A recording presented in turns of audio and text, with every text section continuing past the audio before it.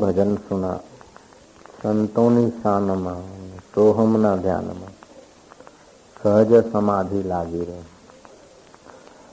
જીવને જ્યાં સુધી સહજ સમાધિનું સુખ ન પ્રાપ્ત થાય ત્યાં સુધી આ બિચારો જીવ ભવાટીમાં ભમતો જ રહે છે. સંતોની શાનમાં આપણી અંદર આત્મ ચૈતન્યની અનુપમ શક્તિઓ છે. આત્મસુખ અસીમ છે. એ અસીમ સુખને જીવ જ્યાં સુધી ન પ્રાપ્ત થાય ત્યાં સુધી જે કંઈને મળે ને ન મળ્યું હોય ત્યાં સુધી લાગે કે આટલું મળે તો નિરાશ, આટલું મળે તો નિરાશ. અને એ મળી ગયું ને તો પાછો આગળ કૂદકો જાય કે આ થાય તો નિરાશ, એ થયું તો પછી આમ થાય તો નિરાશ. એમ કરતા કરતા મંજિલે मुकाम शमशान आ जाता है. જ્યાં સુધી એને સહજ સમાધિનો અનુભવ ના થાય ત્યાં સુધી સર આઇઝેક ન્યૂટને એક પંખો બનાવેલો. એ પંખાને ચક્ર પ્રતિચક્રની એવી વ્યવસ્થા કરીને પછી મીઠાઈનો ગાંગડો મૂક્યો એક જગ્યાએ. પેલા ઉંદરડા કૂદકા મારવા જાય, આમ ચક્ર ઉપર આમ કૂદે એટલે પાછું એના વજનથી ચક્ર પાછું પડે. ચક્ર પ્રતિચક્ર ગેરની સિસ્ટમ છે. પંખો ફર્યા કરે. ઉંદરડાના મનમાં કે હમણે મળ્યું, એ હમણે મળ્યું, એ હમણે મળ્યું, એમ કૂદી કૂદીને બિચારા પાછા આવે, ફરી પાછા કૂદે કે ફરી પાછો આવે, ફરી કૂદે ફરી પાછો આવે. એમ કરતા કરતા એ બિચારા જંગલી ઉંદરો કૂદી કૂદીને મરી જાય. મીઠાઈ ત્યાંની ત્યાં પડી કે હવે મૂછે અડ્યું, એ હવે ઓઠે અડ્યું, એ નાકે અડ્યું, એ હવે એ છેલ્લું, હવે આ વખતે ચોક્કસ આવશે. જ્યાં સુધી એમનામાં દમ હોય ને ત્યાં સુધી દમ મારતા જાય. કૂદે કૂદે કૂદે કૂદે છેવટે મરી જાય. રેગન કેટલો દમ મારતો હતો, છેવટે રોતો રોતો ગયો બિચારો. તો જીવને એવી ભ્રમણા છે કે આટલું કરું તો નિરાત, એ આટલું મળે તો નિરાત, આટલું જોઉં તો નિરાત, આટલું ખાઉં તો નિરાત, અહીં જાઉં તો નિરાત. પણ જ્યાં સુધી અંદરના અંતર્યામી પરમાત્મા સાથે એનો સંબંધ ગુરુ જોડી આપે નહીં ત્યાં સુધી આ જીવ બિચારો એમ કૂદી કૂદીને છેવટે મરી જાય છે. મરી જાય છે પછી જેવી એની કૃતિ હોય છે, જેવી એની વાસના હોય છે, જેવા એના કૃત્યો હોય છે, તેવા વાતાવરણમાં ફરી પાછો જન્મે. અને ફરી પાછી એની એવા હોય એટલે ફરી પાછું એ કૂદવા. પછી બળદિયો હોય તો ચારા માટે સિંગડું મારે ને બકરી હોય તો આકડાના પાનના માટે સિંગડું મારે, કૂતરો હોય તો રોટલાના ટુકડા માટે એકબીજાની સાથે ખેંચમ ખેંચ કરે, અને બીજા જંતુ હોય તો પાછા એના વાતાવરણમાં એવું એવું સંઘર્ષ તો રહેવાનું. તો જ્યાં સુધી શુદ્ધ સ્વરૂપ આત્માની અનુભૂતિ આ જીવને થતી નથી ત્યાં સુધી બિચારું કૂદે જાય છે. કૂદી કૂદીને આયુષ્ય પૂરું થઈ જાય અને હૃદયમાં જે બેઠો ચૈતન્ય પરમાત્મા એનો અનુભવ નહીં. એનો અનુભવ કેમ નથી થતો કે સાંખ્ય શાસ્ત્રના સિદ્ધાંત પ્રમાણે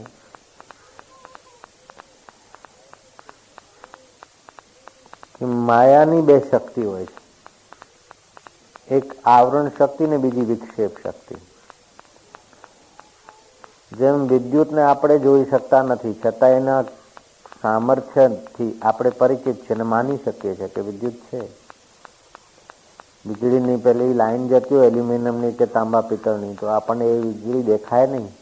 ગોળો થતો હોય, ફ્રીજ ચાલતું હોય, એમ્પ્લીફાયર ચાલતો એટલે આપણને ખબર પડે કે વિદ્યુત પસાર થાય છે. એવી રીતે માયામ દેખાય નહીં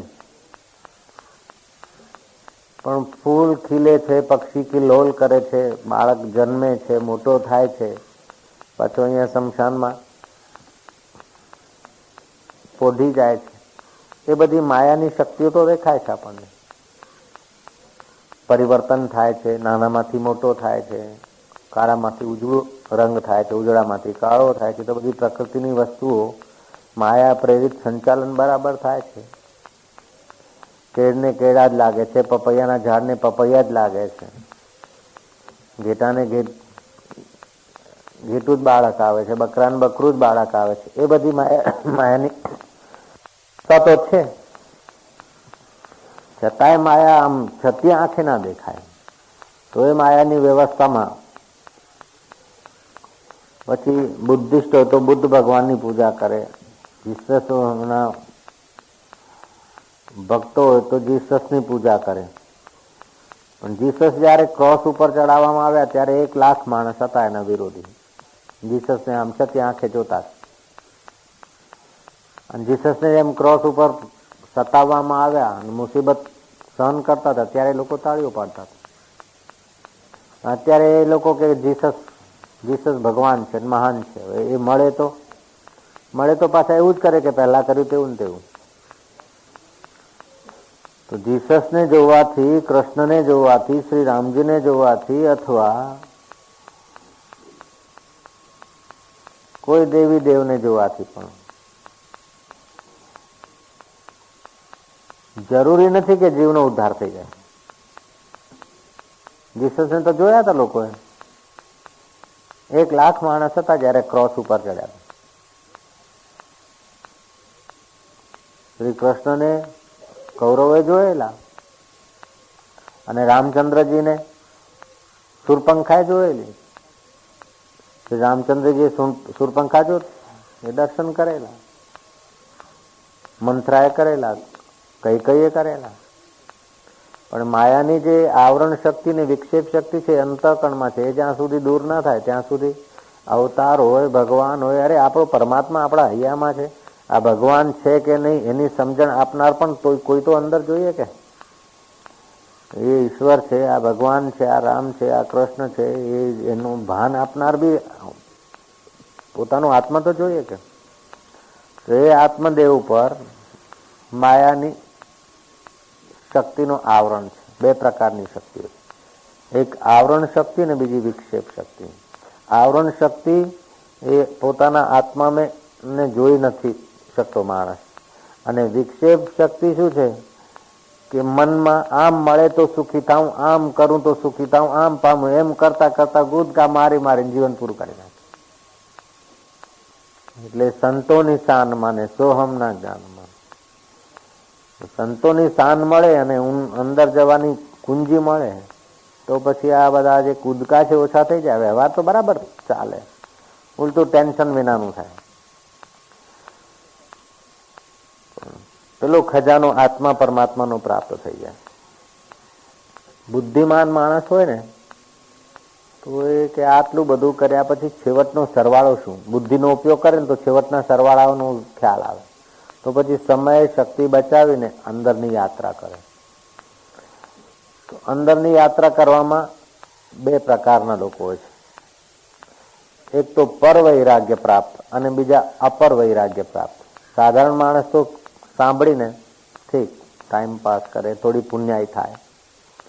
પણ જે બુદ્ધિમાન માણસ છે એ સંતોની શાન મળે, સત્સંગ મળે ને તો એને કંઈક લાગી આવે કે આ સમજવા જેવું છે, કંઈક જીવનમાં પામવા જેવું છે. રાજા મહારાજાઓ રાજપાટ છોડીને માથામાં ભભૂત રમાડીને ભિક્ષા પાત્ર લઈને નારાયણ હરિ કરીને જીવતા અને આત્મજ્ઞાન પામવા માટે મહાપુરુષોનું સાનિધ્ય સેવતા હતા. રાજા ભરતરી છે, ગોપીચંદ છે, રાજા ભોજ તો રાજ્યમાં રહીને પણ એ આત્મજ્ઞાન તરફ વળેલા. જનક રાજા છે, બીજા કેટલાય રાજાઓ.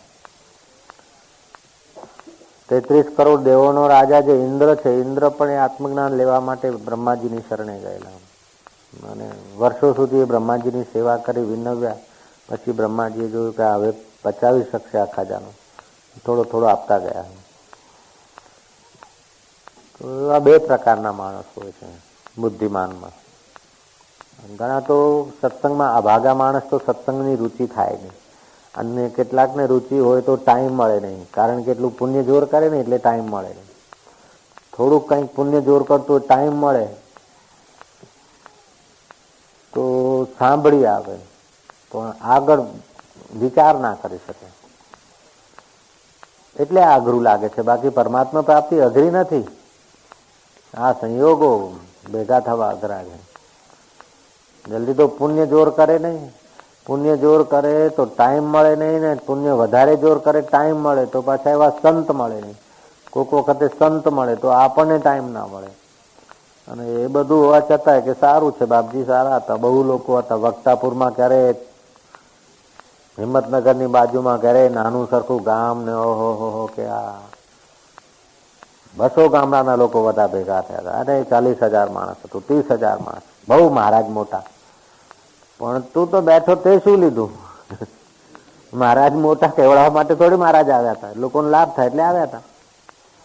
અરે કે કેટલી પબ્લિક, અરે કે ફરી મંડપ વધાર્યો, રોજ મંડપ વધારે ટૂંકો પડે. અરે કે 2600 એસટીઓ દોડે. અરે કે બાપુનું. તો આવું બધું સત્સંગ મળે, ભીડ જોવા મળે, લોકો ઝૂમે એ જોવા મળે.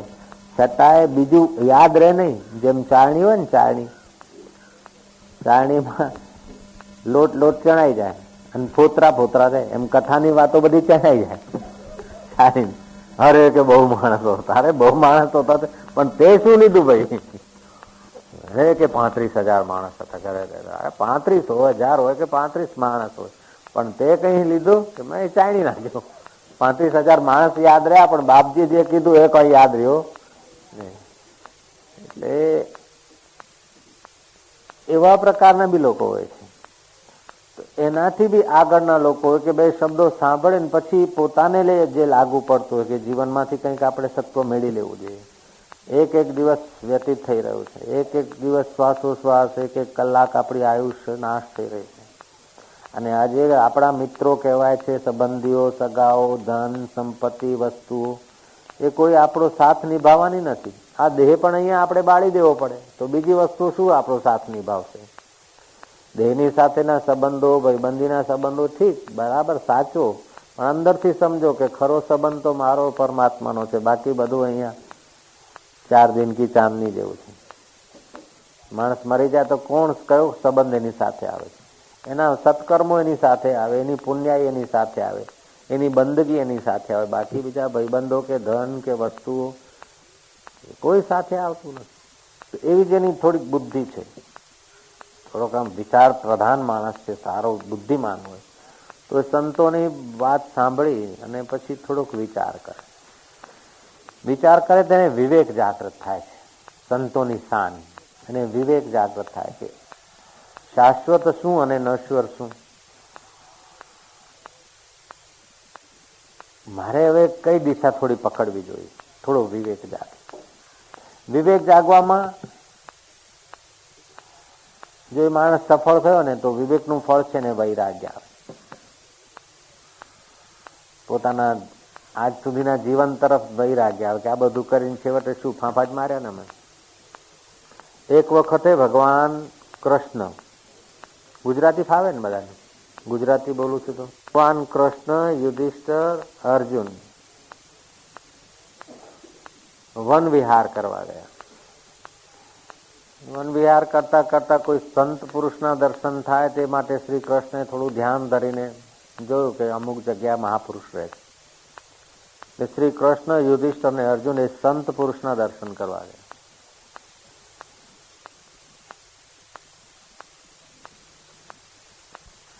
સંત પુરુષ તો પહોંચેલા સંત હતા. જોત જોતામાં 4 જણ રડવા માંડે. चारों के 4 रोने लगे. मुखी पहुंच रोते रोते जब रोना चुप हुआ तो अर्जुन पूछते हैं श्री कृष्ण को कि प्रभु आप क्यों रोए? भगवान बोलते तू क्यों रोया? बोले बड़े भाई रो रहे, कृष्ण रो रहे हैं, आप रो रहे हैं, तो फिर मैं चुप कैसे हो सकता हूँ? मैंने तो आपको कंपनी दी. अरे कि ये मनोवैज्ञानिक तथ्य है कि 10 आदमी जो काम करते हैं, 11वां आदमी सहज में उसी धुन में बह जाता है. 10 तंबूरे, वायोलिन आदि रखो तुम्हारे कमरे में और एक बजाओ, तंबूरे की तार छेड़ो, तो बाकी के जो 9 है ना, उन पर भी उसकी ध्वनि का प्रभाव पड़ता है. तो 3 जो रोए, चौथा मैं भी रोया, मैंने आपको कंपनी दिया. कृष्ण आप क्यों रोए? कृष्ण बोलते मैं तो बाद में बताऊंगा, पहले पूछो तुम्हारे बड़े भाई को, युधिष्ठिर को, वे क्यों रोए? युधिष्ठिर ने कहा मैं इसलिए रोया कि कहाँ तो ये महात्मा का जीवन, अपने परमात्मा में रमण कर रहे हैं, एकांतवास में अपनी इंद्रियों को मन में, मन को बुद्धि में, बुद्धि को जीव में, जीव को चित्ती में, चित्ती को चैतन्य में लगाकर सारे ब्रह्मांडों का जो आधार है, जिसमें ब्रह्मा विष्णु महेश रमण करते हैं, उस परब्रह्म परमात्मा में रमण कर रहे हैं। और इनके दर्शन करने को कृष्ण चलकर आए। कहाँ तो ये महात्मा का पवित्र जीवन और कहाँ हमारे जैसे राजवी पुरुषों का जीवन। राग में, द्वेष में, लोभ में, लालच में, मोह में, मद में, मात्सर्य में, संघर्षों में, चिंतन और चिंता में हमारा जीवन बर्बाद हो रहा है। इन्होंने तो जीवन का फल पा लिया और हमने तो जीवन का समय गंवा दिया। इसीलिए हमको अपने बीते हुए जिंदगी पर और अभी रोदन आता है, रोना आ रहा है कि हमने क्या किया। बात तो यथार्थ थी, युक्ति युक्त थी। युधिष्ठिर बुद्धिमान थे, वैराग्यवान थे।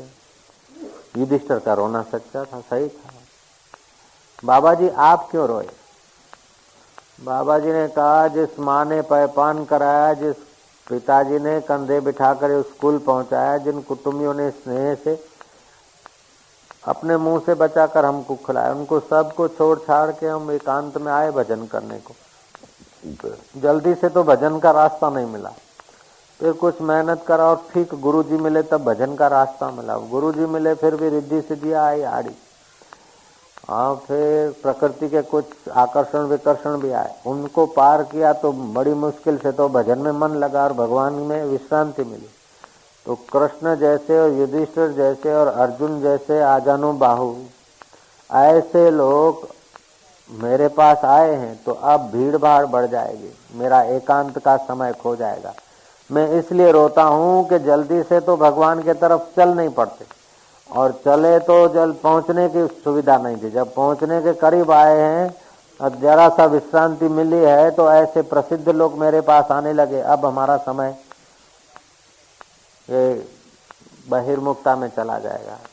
युधिष्ठिर और कृष्ण जैसे व्यक्तित्व वाले लोग जब आने लगे तो अब मेरा शांति समाधि का समय ये लोग खा जाएंगे। इसलिए रो रहा हूं कि मेरा कोई पाप कर्म का फल उदय हुआ है कि कृष्ण जैसे आदमी, युधिष्ठिर जैसे आदमी मेरे दर्शन को आने लग गए।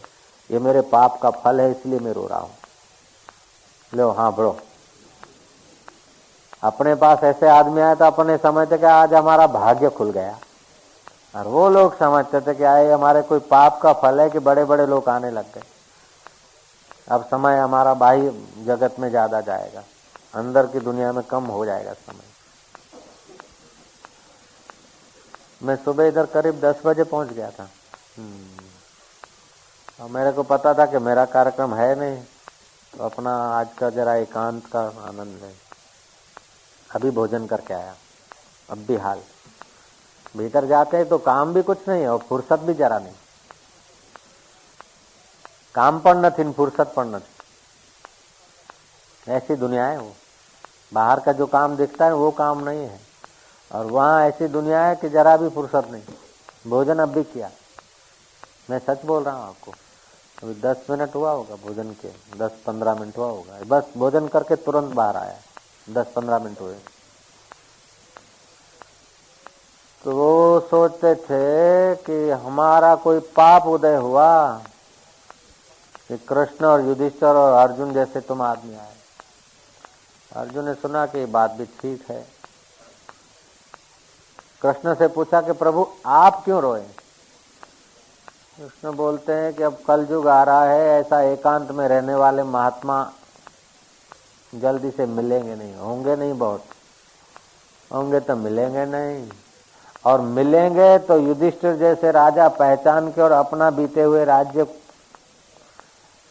का जीवन तुच्छ समझ के ईश्वर के तरफ चलने के लिए ऐसा विवेक वाले राजा भी नहीं होंगे। ऐसा कलयुग आया है।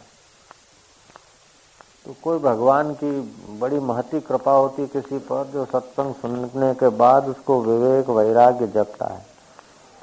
तो वैराग्य जब जगता है तो 2 प्रकार का होता है वैराग्य। एक होता है पर वैराग्य, दूसरा होता है अपर वैराग्य। जैसे सुना कि आखिर ये सब चला चली का मेला है, आयुष्य पूरा हो जाएगा, कोई किसी का नहीं रहेगा, मृत्यु गला दबा देगा, फिर कोई चीज काम नहीं आएगी, इसलिए कुछ करना चाहिए। तो पुराना जो हैबिट है, कुछ संसार के उसमें बहने का, समय बहाने का, तो उसको वो बचाएगा समय को विषय विकारों से अपने मन को बचाने को करेगा कि जानामि धर्मम न च मे प्रवृत्ति, जानामि अधर्मम न च मे निवृत्ति। वो समझेगा कि ये सार है और ये असार है, फिर भी असार छूटेगा नहीं और सार के तरफ चलेगा नहीं, अंदर से वैराग्य रहेगा थोड़ा। उसको बोलते यतमान। यतन तो करता है लेकिन पड़ा वहीं का वहीं है। दूसरा नंबर का वैराग होता है उससे जरा तगड़ा, व्यतिरेक। कुछ तो आदत छूट जाएगी, नाटक, सिनेमा या बीड़ी, थोड़ा शराब बराब, ये वो छूट जाएगा, कुछ आदत नहीं छूटेगी। यतमान व्यतिरेक वैराग है, उसको दूसरे को बोलते। तीसरा वैराग का नमूना है एकेंद्रीय वैराग। बहुत सारा बाहर का आकर्षण छूट जाएगा, भीतर वो परमात्मा रस में प्रवेश नहीं हुआ तो भीतर थोड़ा बना रहेगा कि जरा इतना कर लेते फिर चलते, जरा इतना संभाल लेते फिर भजन करते। एकेंद्रीय। तीसरा उसका नमूना होता है वैराग। चौथा होता है, पहला होता है यतमान, दूसरा होता है व्यतिरेक, तीसरा होता है एकेंद्रीय। तब तक तो बेचारा बॉर्डर पे होता है, संसार पर और ईश्वर के बीच में, न्यूट्रल में गाड़ी होती है। चौथा नंबर का जब स्टेज आ जाता है मन की, उसको बोलते वशीकार। सुन लिया, मन इंद्रियां वश हो गए, बैठे तो ध्यान लग गया, ऐसा वशीकार वैराग्य हो जाए। बाहर का आकर्षण नहीं रहा, देख लिया, घूम लिया, खा लिया, सब तुच्छ है। कभी जाके शमशान में बैठेगा, बुद्धिमान आदमी होगा तो मन को समझाएगा कि देख शेवटे वहीं आऊ। तो वो एकेंद्रीय वैराग्य जिसको प्राप्त हो जाता है उसको तो थोड़े दिनों में सामर्थ्य आ जाता है, रिद्धि सिद्धि आने लग जाएगी, चमत्कार घटने लग जाएंगे, मनोकामना पूर्ण होने लगेगी। उसकी तो हो जाएगी, लेकिन उसके नजीक कोई दूसरा बैठा श्रद्धा भक्ति से तो उसकी भी हो जाएगी। यहां तक पर वैराग्य है। फिर गुरु की कृपा 10वां द्वार जब खुलता है और साक्षात्कार होता है, तब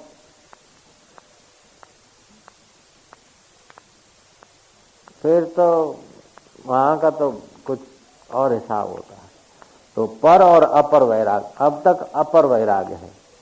जब साक्षात्कार होता है अपर वैराग्य है तो बैठेगा तो अपने हृदय में उसको अनुभव होगा, शांति का, आनंद का, सामर्थ्य का। इन सर्वव्यापक ब्रह्म का साक्षात्कार नहीं होगा। तो गुरु की कृपा होगी तो सर्वव्यापक, सर्वनियता, जगदीश्वर का, ईश्वर का साक्षात्कार होगा।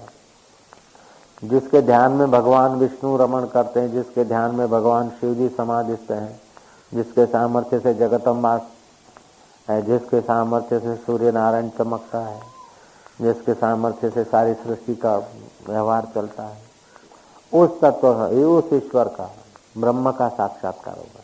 तब ब्रह्म का साक्षात्कार होगा तब उसको पराभक्ति प्राप्त होती है। मद भक्ति लभते पराम, वो मेरी पराभक्ति प्राप्त हो जाती है। तो अपर वैराग्य से सामर्थ्य और थोड़ी शांति आती। जब ध्यान भजन करा तो शांति, व्यवहार में गया तो फिर गड़बड़ हो जाए।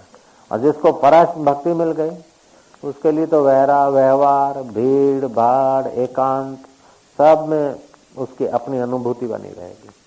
फिर भी ऐसे पुरुषों को भी एकांत में ज्यादा प्रिय रुचि रहती है। नदी किनारे, तालाब किनारे, दरिया किनारे, समुद्र के शांत वातावरण में, अथवा तो फिर हिमालय में, अथवा कोई पहाड़, पर्वत, गिरी, गुफा, उनको ज्यादा रुचि रहेगी। भीड़ में भी रहेंगे, वो भीड़ में रुचि से नहीं रहेंगे। ऐसे पुरुष हो तत्वज्ञानी, उन महापुरुषों के तो बड़ी ऊंची पहुंच होती है। वो दिखते हैं मनुष्य जैसे ही दिखेंगे। समर्थ रामदास और गुरु गोविंद सिंह, ये ज्ञानी संत से हैं। तो गोविंद सिंह अपने शिष्य को बता रहे थे कि जिसको आत्म साक्षात्कार होता है वो तो देवताओं से पूजा जाता है, जिसको आत्म साक्षात्कार होता है उसकी सेवा करने वाले को फिर यमदूत नहीं सताते हैं। जिसको आत्म साक्षात्कार होता है उसका दर्शन करने से अश्वमेध यज्ञ का पुण्य होता है। जिसको साक्षात्कार होता है उसकी दृष्टि पड़ने से जीव निष्पाप होता है। जो ब्रह्मज्ञानी संत हैं साक्षात्कारी, उनके दर्शन और सानिध्य से जो शांति मिलती है, ज्ञान मिलता है, वो तो 12 वर्ष के पुण्य कर्म करने से भी उतना नहीं लाभ होता है जितना ज्ञानी के सानिध्य से होता है। ज्ञानी ऐसा होता है वैसा होता है। ज्ञानी का जरा वर्णन किया। गोविंद सिंह का शिष्य बोलता है कि गुरुजी ऐसा ज्ञानी पृथ्वी पे रहता है। गुरुजी ने कहा पृथ्वी पे ही रहता है। बोले उसको कितने हाथ होते हैं, पैर कितने होते हैं? बोले पैर तो उसको 2 ही होते हैं, हाथ भी 2 होते हैं। अच्छा, तो अपने जैसा आदमी होता है? बोले हाँ आदमी होता है। बोले गुरु महाराज आपने ऐसे ज्ञानी का दर्शन किया है कभी? अब गोविंद सिंह क्या बोले? गोविंद सिंह ने क्या कहा? हाँ मैंने दर्शन किया। तो गुरु महाराज हमको दिखाओ। अब गोविंद सिंह क्या बोले? मैं हूं ऐसा तो नहीं बोले। बोले तेरे को दिखेगा, जरा थोड़ा दिन अभी साधन भजन कर, अभी जरा आप हमको दिखाओ कहाँ रहते होंगे। उनको सींग निकलते हैं क्या? अरे ज्ञानी को सींग नहीं होते। जैसे तुम खाते पीते लेते देते हो, उठते बैठते हो, बिल्कुल वैसे के वैसे। उनकी अनुभूति अलग होती है। जैसे एक अंगूठा छाप भाई है और दूसरा IAS ऑफिसर है, एक ही घर में रहते हैं, तो भोजन तो वही का वही खाते, लेकिन IAS की समझ और अंगूठा छाप की समझ में फर्क होता है ना। ऐसे साधारण आदमी की समझ में ये जगत की सत्यता होती है, और वो परमात्मा का साक्षात्कार के वो व्यक्ति के अंदर की समझ निराली। बाकी बाहर का व्यवहार तो जैसे साधारण मनुष्य होते हैं ऐसे ही करेगा पिएगा, खाएगा पिएगा, लेगा देगा बोलेगा, कभी मौन रहेगा, कभी कुछ। बाहर से तो उसका बॉडी दिखेगा, लेकिन उसकी पहुंच कितनी है वो तो वही जानता है। यहाँ की पहुंच अपनी तो ठीक है व्यवहार की, यमपुरी में भी उनकी पहुंच होती है, स्वर्ग में भी उनकी पहुंच होती है। उनका जो भक्त है या उनके कृपा पात्र लोग हैं तो उनके भलाई कर देते हैं। वो ब्रह्मवेता का संकल्प पड़ गया, फिर चाहे तुम्हारी आयुष्य 50 साल और भी हो, फिर भी वो आदमी नरक में नहीं जाता। ऐसी उनकी बड़ी पहुंच होती है। यहाँ तो मिनिस्टर फोन कर दे, फिर ऑफिसर माने न माने, आगे चल के फिर वो हुए, और जो चीज मिले वो तो यहाँ छोड़ के जाना है। लेकिन साक्षात्कारी पुरुष के द्वारा जो चीज मिलता है वो तो महाराज उसका तो कोई बयान नहीं होता।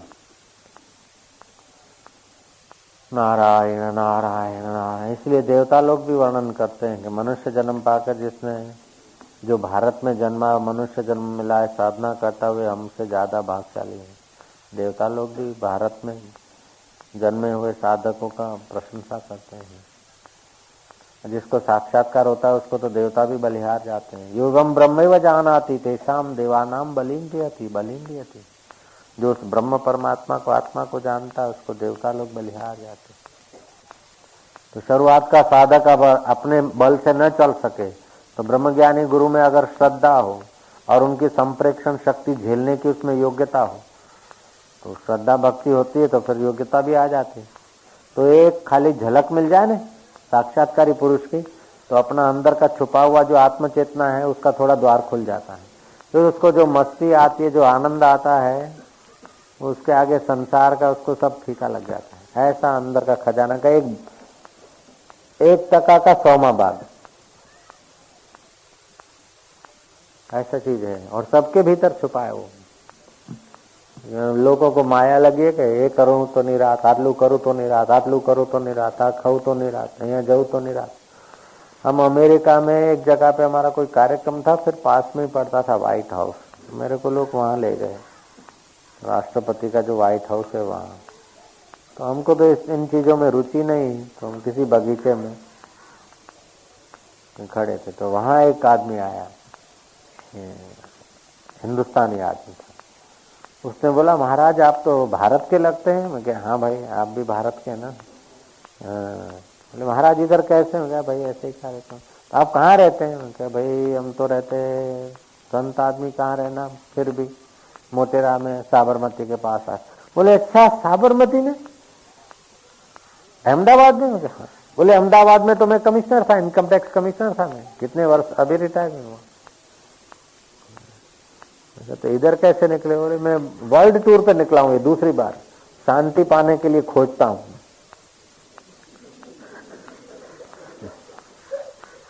इनकम टैक्स कमिश्नर था मैं, अभी दूसरी बार वर्ल्ड टूर कर रहा हूं, अब शांति चाहिए।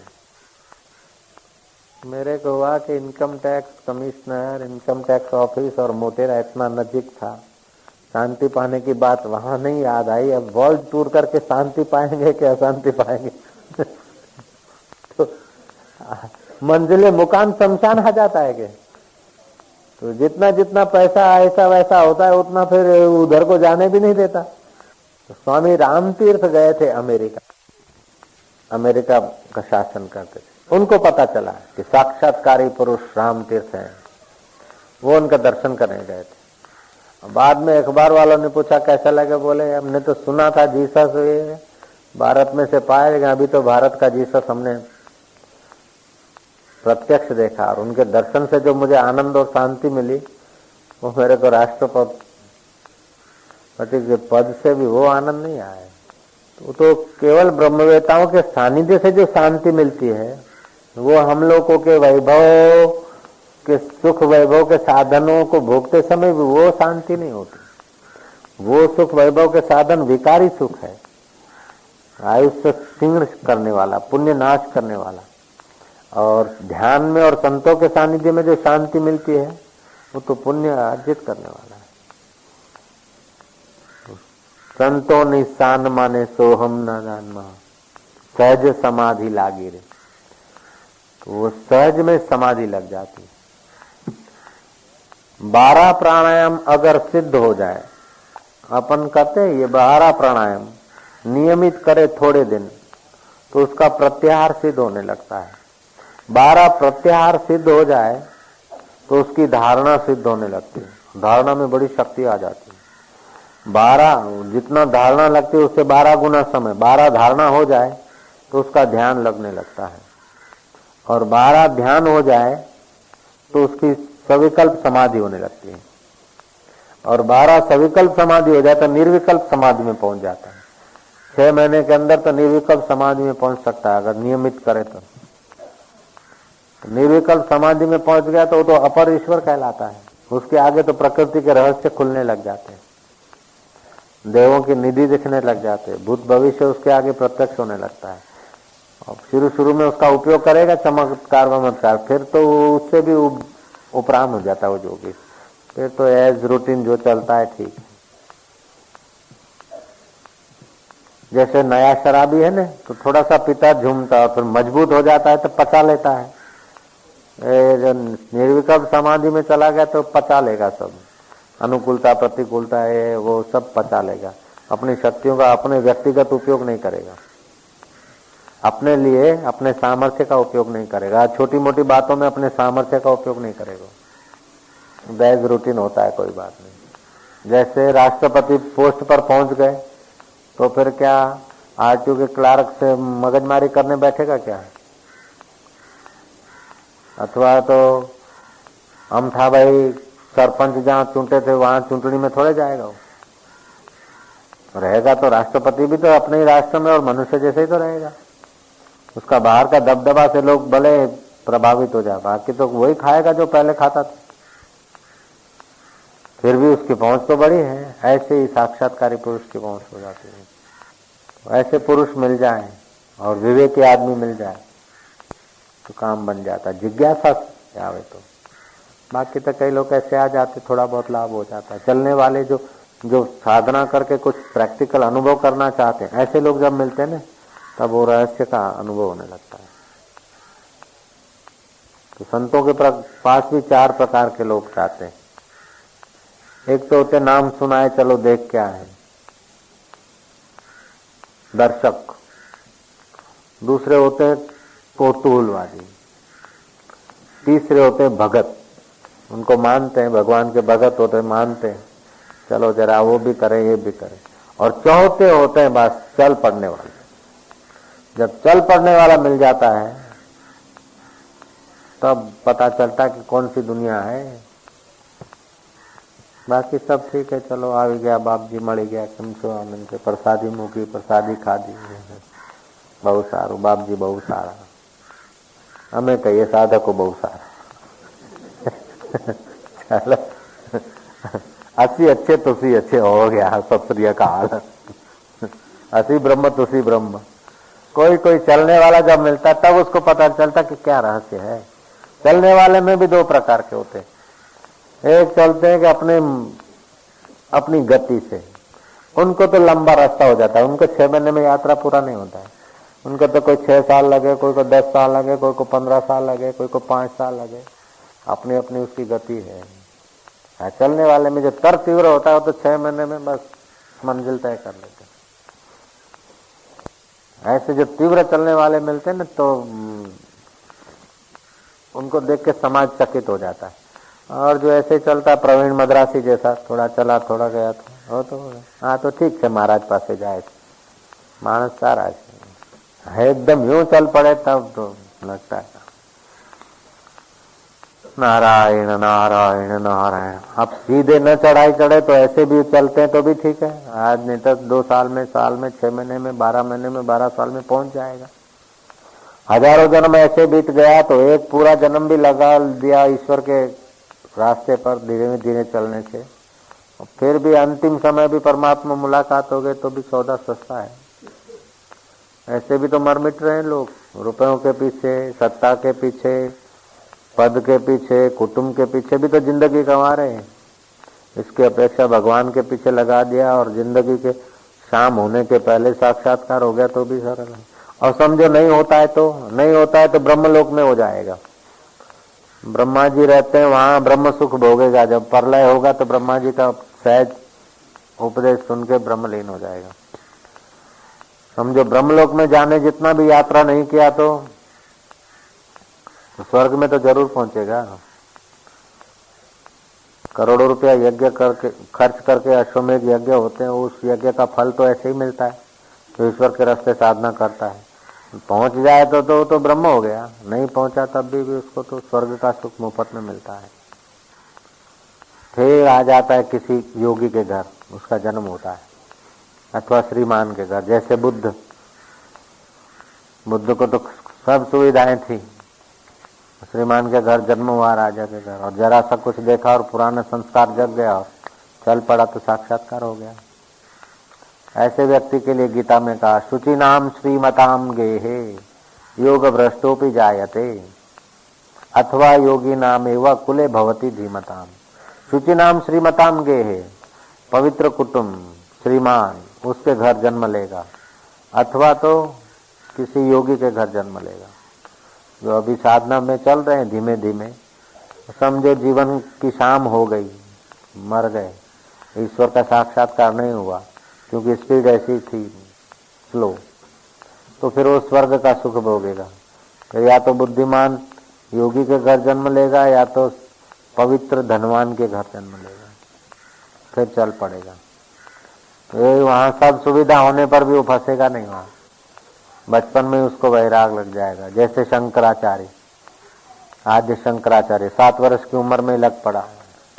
तो केरल का महाराजा ने देखा कि 7 वर्ष का ये ब्राह्मण कुमार इतना साधना भजन और इतना प्रभावशाली व्यक्तित्व, तो उसने हाथी भेजा, नौकर चाकर भेजे केरल नरेश ने शंकराचार्य को कि आओ मैं आपसे मिलना चाहता हूँ. बोले हाथी पे तो राजा लोग बैठे, मैं तो ब्राह्मण कुमार, हम तो भिक्षा मांग के खाने वाले, आपका हाथी पे बैठने का हमारा अधिकार नहीं. आपको दर्शन करना है तो आप अपना परमात्मा का दर्शन करो, मेरे को वहां बुलाने का आप कष्ट न करो. मेरा भी समय खराब होगा, आपका भी होगा. नहीं गया. 7 वर्ष का बच्चा. राजा ने रथ भेजा, पालकी भेजी. फिर राजा ने जासूस लगा के कैसे हैं, राजा ने जाना तो 7 वर्ष की उम्र में बड़े विद्वान. राजा खुद उनके दर्शन करने आए, फिर कई ज्ञानियां अर्पण किया. तो शंकराचार्य ने कहा भाई ये मेरे को भी, मैं तो बालक हूँ, ये सारी दक्षिणा लेके मैं क्या करूँगा. बोले अच्छे काम में लगाना. तो कौन सा काम अच्छा है और कहाँ है वो तो राजा जानते हैं, तो ये आप ही लगाओ, मेरे को भी विद्या अध्ययन करने दो. हजारों सोना मोहर राजा को वापस कर दिए. तो राजा तो और प्रभावित हो गया. उनका शिष्य जैसा हो गया। तो 7 वर्ष की उम्र में तो अगले जन्म की कमाई थी ना।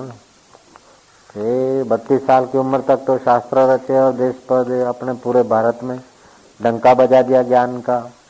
और अभी उन्हीं की परंपरा से 4 पीठ चलते हैं, 4 गादी स्थापी उन्होंने। तो उसी गद्दी पे जो बैठते हैं तो उनका नाम शंकराचार्य रखा जाता है। ज्योतिर्मठ के, द्वारका पीठ के, उधर के, पुरी के, ऐसे 4 हो गए। कैसी बुद्धिमत्ता मिल जाती है। जितना आदमी अंतर्मुख होता है और ध्यान के जगत में प्रवेश हो जाता है उतना बुद्धि विलक्षण होने लगती है। तो संतोनी सान माने सोहम ना ध्यान में सहज समाधि लागे। ऐसे पुरुषों के सानिध्य में समाधि करे तो अच्छा है, नहीं तो चुपचाप ऐसे पुरुषों के जहाँ निवास स्थान है, जैसे तीर्थ हैं, कोई ज्ञानी महापुरुष बैठे हैं कहीं जहाँ तप किया उन्होंने, वहां पर बैठ के ऐसे ही खाली जप करे, ध्यान करे, तभी भी अनंत गुना फल होता है। जब ध्यान न भी करे, ऐसे ही बैठा रहे, तभी भी शांति मिलती है, पुण्याई बढ़ती है। ऐसे पुरुष होते हैं वो। एक जुआरी था, जुगारी तो समझते हैं आप। और जुआ से तो पैसा हराम का आया, तो फिर बुद्धि भी जरा ऐसे हो गई, फिर शराब पिया, फिर वैशागमन भी करता था। ऐसे करते करते करते करते कई वर्ष बीत गए। एक दिन उसका जन्मदिन था, तो स्वस्ति का आकार पान बीड़ा बनवा के और चांदी की थाली में दूसरे भी सूखा मेवा आदि वस्तुएं लेकर अपनी प्रेयसी को देने जा रहा था, वो शराबी। जन्मदिन है इसलिए। प्रेयसी तो उसकी गणिका थी। रास्ते में उस शराब के नशे में उसने कहीं ठोकर खाई और गिर पड़ा तो नशे की ठोकर थी, ऐसे ही पड़ा रहा थोड़ी देर बेहोश जैसा।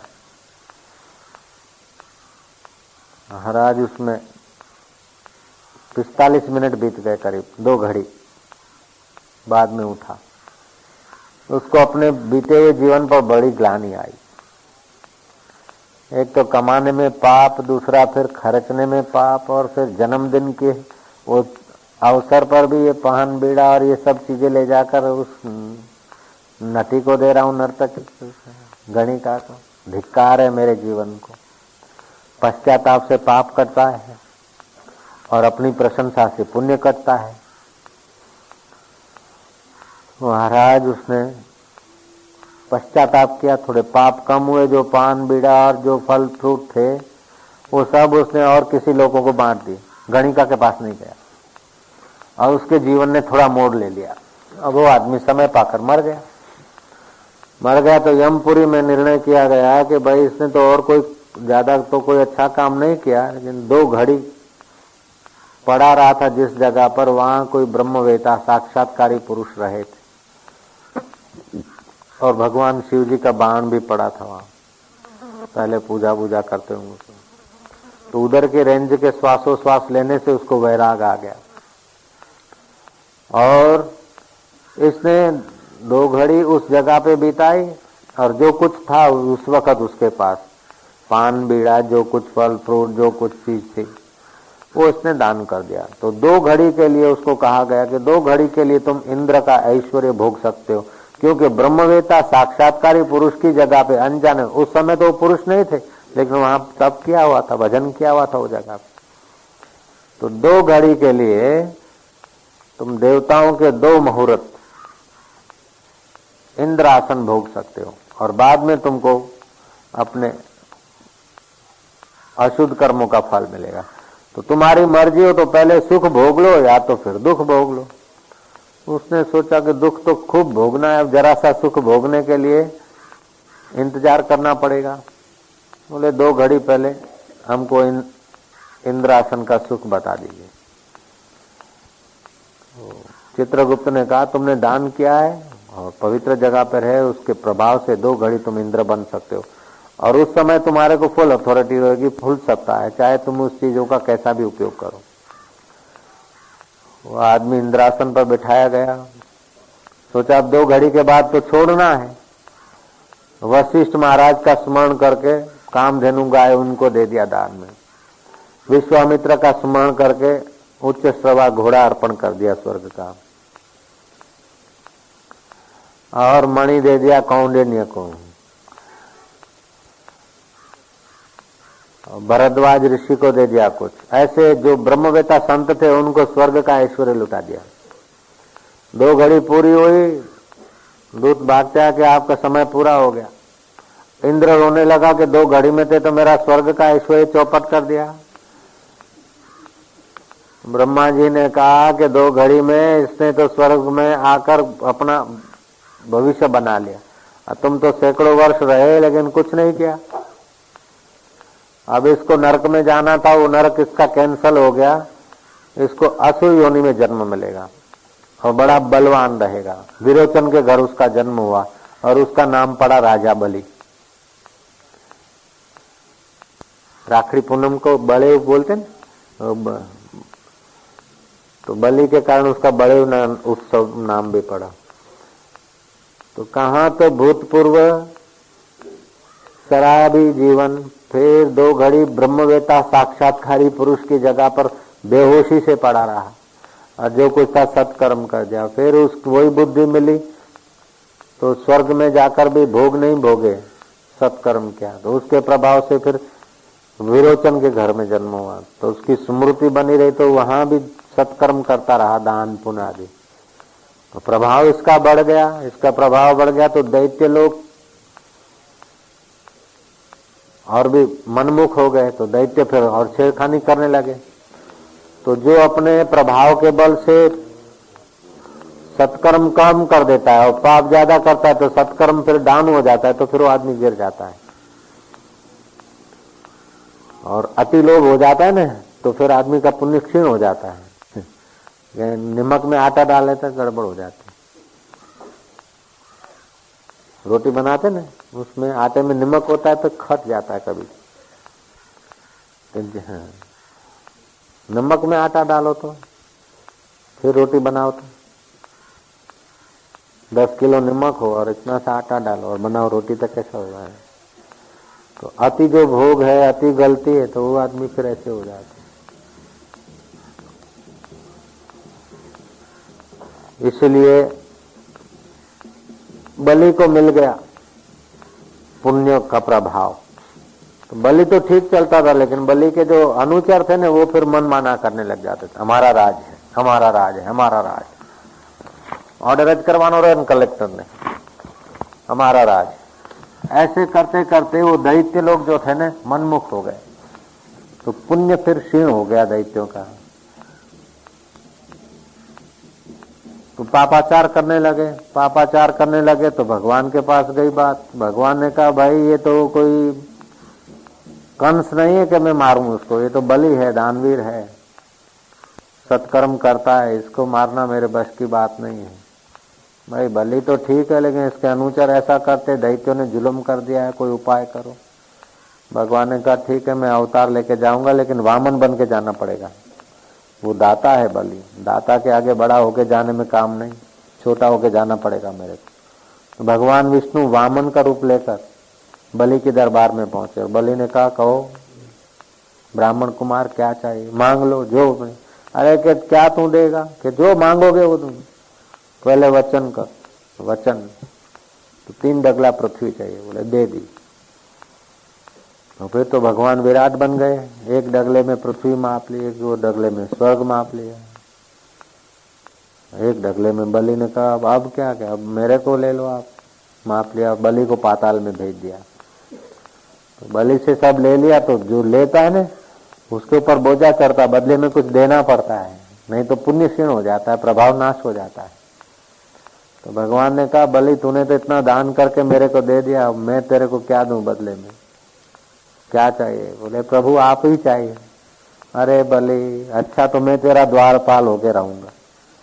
तो पाताल में बलि को भेज दिया और भगवान विष्णु द्वारपाल होकर रहे उसके। लक्ष्मी जी ने देखा कि अभी गए नारायण, इतने साल हो गए अभी तक नहीं आए, क्या किया। जांच किया लक्ष्मी जी ने कि वो तो बलि के द्वारपाल होके बैठे, अब तो भगवान वचन दे चुके हैं। बलि ने जब सब अर्पण किया तो भगवान ने अपना आपा अर्पण कर दिया। तो लक्ष्मी जी फिर परिचारिका का रूप से वहां भर्ती हो गई। और राखी पूनम का दिन आया तब बलि को राखी बांधी। तो बलि ने कहा क्या चाहिए, राखड़ी बांधिए तो बहन हो गई तू मेरी, क्या चाहिए। बोले और तो कुछ नहीं, वो जो द्वारपाल है ना उसको छूटा कर।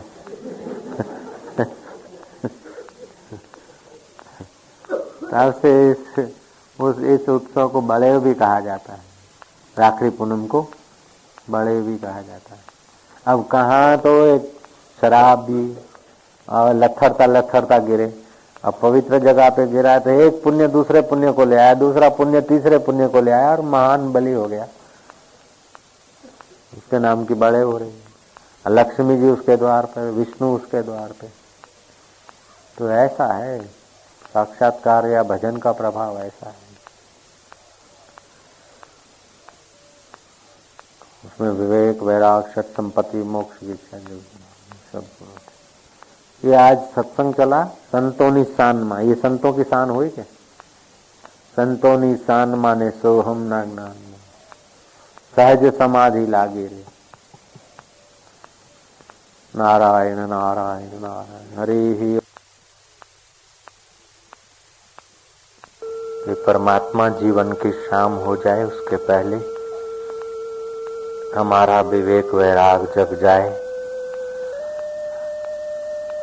शाश्वत और नश्वरता का ज्ञान हमारा प्रकट हो जाए, हमें सब छोड़कर रवाने हो जाएं, शमशान में हम अकेले अग्नि की आहुति हो जाएं, उसके पहले हमारे कर्म अग्नि की आहुति में पड़ जाए। हमने शमशाननी अग्नि फरी वड़े थे पहला, तारी कृपा प्रसादी मां हमें डूबी जाइए तेवी कृपा करजे देव। कुटुंबियों अमने मशाण में मूकी आवे ते पहला अमारू मन तारा में पहुंची जाए तेवी दया करजे प्रभु। आ बधु छोड़ीने पराणे जवू पड़े ते पहला आ बधामांथी ममता हटावीने तारी સાથેનો તાર મળી જાય, તારી સાથે તાલમેલ થઈ જાય તેવી તું દયા કરજે દેવ।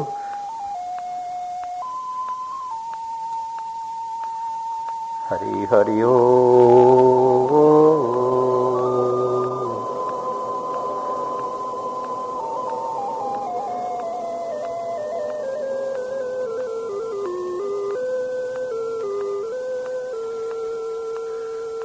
हरि हरि ओ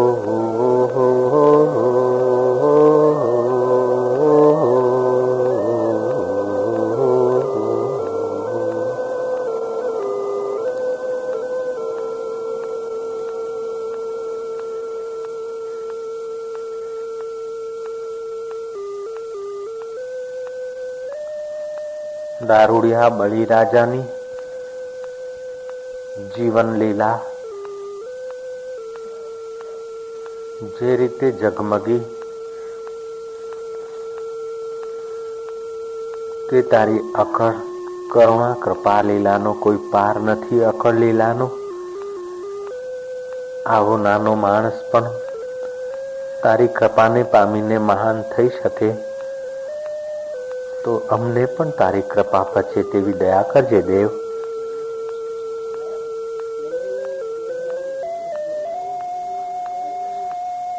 शराबी अने जुगारी माणस पण जीवन दिशा बदले तो महान थई शके, तो अमने तू महान बनावे तेमां तारा माटे कोई असंभव कार्य नहीं मारा देव। अमारा दोषों तरफ अमे निहाळीए छे तो पग थथरे छे, पण तारी उदारता तरफ निहाळीए छे तो हयूं हरखाय छे मारा देव।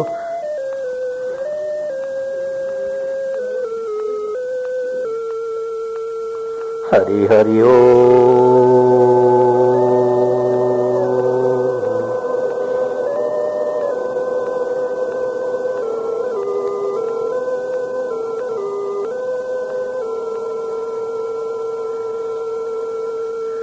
हरि हरि हो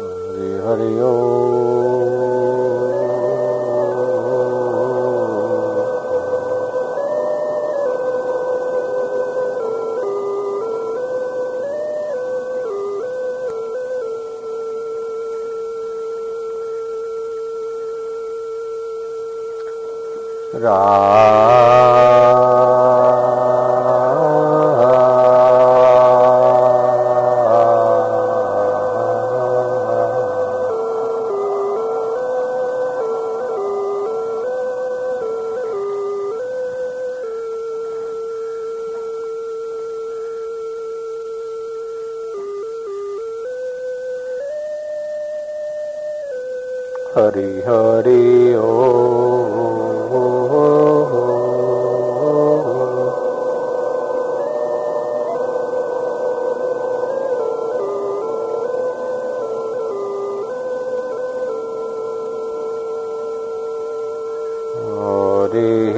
हरि हरि ओ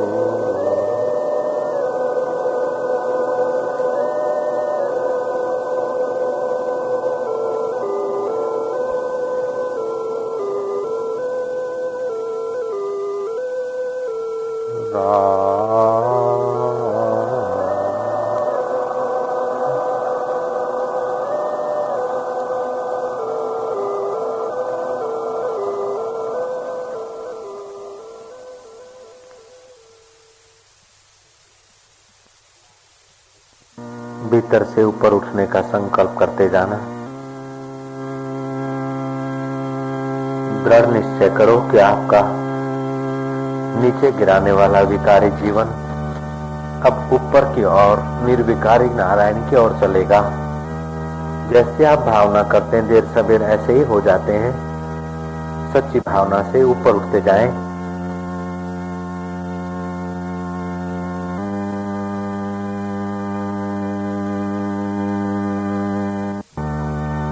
अंदर के द्वार खुले ऐसी प्रार्थना करते जाएंगे।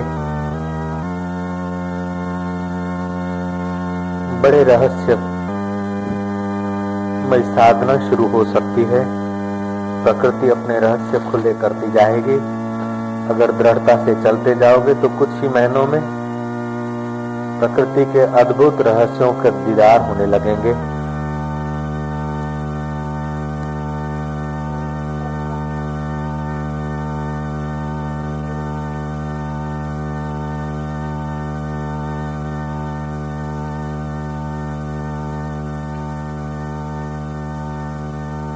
सांस से निकलता हुआ ओमकार अपने हृदय में गुंजाते जाना। राम राम राम राम अथवा ओम राम। और आप ऊपर उठते जाना, ऊपर उठते जाना, और ऊपर और ऊपर।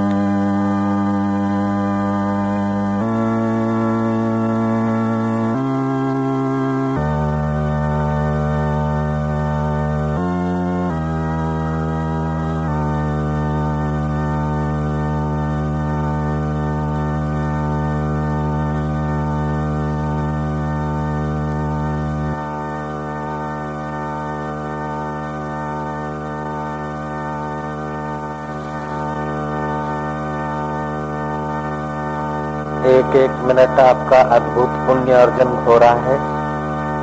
जन्म जन्म के पाप ताप कट रहे हैं। राम राम राम की ध्वनि भीतर से प्रकट होती जाए। तो ओमकार की ध्वनि भीतर से